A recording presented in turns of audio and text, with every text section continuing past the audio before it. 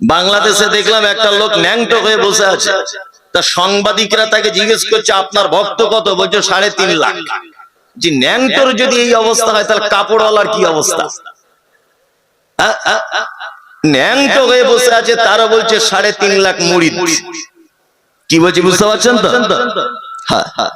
পৃথিবীর সব থেকে বড় যদি চিটিংবাজ কেউ থাকে, তার নামের আগে পীর বলে যারা লিখছে, সব থেকে বড় চিটিংবাজেরা। এখানে যারা বসে আছেন, আপনারা সব সময় আল্লাহ রাস্তাতেই চলেন না মাঝে সাঝে বেরাস্তাতেও চলেন? চলেন না? চলে।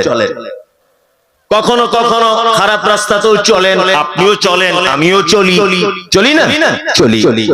আচ্ছা বলুন, 63 বছর বয়সে একটা মিথ্যা কথা বলেননি, তিনি কে? কথা বলুন। মুহাম্মদ সাল্লাল্লাহু আলাইহি ওয়াসাল্লাম 63 বছর বয়সে কোনো মিথ্যা কথা বলেননি, তিনি কে?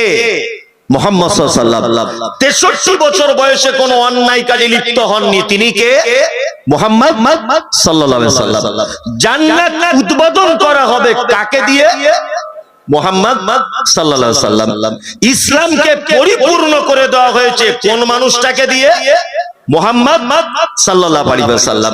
আচ্ছা, তিনি কি অন্যায় কাজ করতেন? নাউজুবিল্লাহ, করতেন না। তিনি কি কখনো বেরাস্তাতে চলতেন না? তিনি কি হেদায়েতের রাস্তায় ছিলেন? তাই তো? হেদায়েতের রাস্তায় তিনি ছিলেন। প্রথমে কথা বোঝার চেষ্টা করুন, বক্তব্য বুঝতে হবে। আমি বলেছি আমি মমতাজুল, আপনি আশরাফুল ও খায়রুল ও হাবিবুল্লাহ ও শফিকুল ও আসমাত। আমরা মানুষ কখনো কখনো ভুল পথে চলি, ওই জন্য আল্লাহকে বলি ইহদিনাস সিরাতাল মুস্তাকিম। আল্লাহ ভুল পথে চলছি, আমাকে একটু সোজা পথে চালাও, এটা আমরা বলি কি বলি না? তা আল্লাহর নবী যখন নামাজ পড়তেন, তিনি কি এ কথা বলতেন ইহদিনাস সিরাতাল মুস্তাকিম? বলতেন কি বলতেন না? বলতেন।